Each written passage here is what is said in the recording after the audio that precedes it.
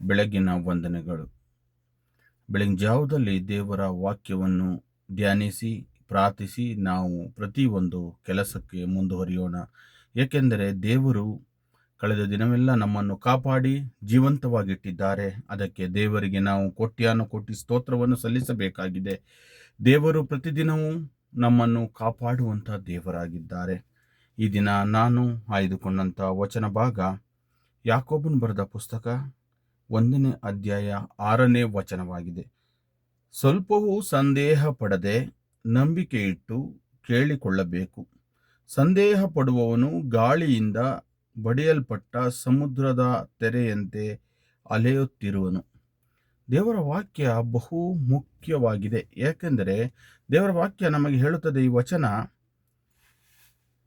ನಮ್ಮ ಪ್ರಾರ್ಥನೆ ಮತ್ತು ನಂಬಿಕೆಯ ವಿಷಯವಾಗಿ ಮಾತನಾಡುತ್ತದೆ, ಮಹತ್ವವನ್ನು ತಿಳಿಸುತ್ತದೆ. ಏಕೆಂದರೆ ದೇವರನ್ನು ನಾವು ಕೇಳುವಾಗ ನಾವು ಸಂದೇಹವು ನಮ್ಮ ಹೃದಯದಲ್ಲಿ ಸ್ಥಿರಗೊಳಿಸಿರಬಾರದು, ಸಂದೇಹವೇ ಇರಬಾರದು ಎಂಬುದಾಗಿ ದೇವರ ವಾಕ್ಯ ನಮಗೆ ಹೇಳುತ್ತದೆ.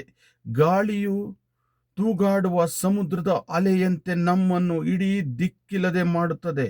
ಆದರೆ ತಿಳಿದುಕೊಳ್ಳಿ ಪ್ರಿಯ ದೇವ ಜನರೇ, ದೃಢವಾದ ನಂಬಿಕೆ ದೇವರ ಮೇಲಿಡುವಾಗ ವಿಶ್ವಾಸವನ್ನು ಬಲಪಡಿಸಿರಿ. ನಾವು ಕೇಳಿದ್ದನ್ನು ಸ್ವೀಕರಿಸಲು ನಮ್ಮನ್ನು ಸಿದ್ಧನಾಗಿಸುತ್ತದೆ. ಆದ್ದರಿಂದ ನಂಬಿಕೆಯಲ್ಲಿ ಸ್ಥಿರವಾಗಿದ್ದು ದೇವರನ್ನು ಬೇಡಿಕೊಳ್ಳುವುದೇ ನಮ್ಮ ಉದ್ದೇಶವಾಗಿರಬೇಕು. ಬೆಳಗಿನ ಜಾವದಲ್ಲಿ ನಾವು ಯಾವುದೇ ಕೆಲಸವನ್ನು ಕೈಗೊಳ್ಳುವಾಗ ನಾವು ನಂಬಿಕೆಯಿಂದ ದೇವರಲ್ಲಿ ಪ್ರಾರ್ಥಿಸೋಣ. ದೇವರು ನಮ್ಮ ಸಂಗಡ ಇದ್ದಾರೆ, ಆ ನಂಬಿಕೆ ಅಷ್ಟೇ ನಮಗಿರಬೇಕು. ಆಗ ಮಾತ್ರ ದೇವರು ನಮ್ಮೊಂದಿಗೆ ಮಾತನಾಡಲು ಸಾಧ್ಯ. ಈ ವಚನವನ್ನು ಅನೇಕರಿಗೆ ಕಳಿಸಿಕೊಡಿ. ಅನೇಕರು ಈ ವಚನವನ್ನು ಕೇಳಲಿ. ದೇವರ ಸುವಾರ್ತೆಯಲ್ಲಿ ಪಾಲುದಾರರಾಗಿ ನಿಮ್ಮ ಯಾವುದೇ ಪ್ರಾರ್ಥನಾ ಮನವಿಗಳಿದ್ದರೆ ನಮಗೆ ಕಳಿಸಿ. ನಿಮಗಾಗಿ ನಾವು ಪ್ರಾರ್ಥಿಸುತ್ತೇವೆ. ಆಮೇನ್.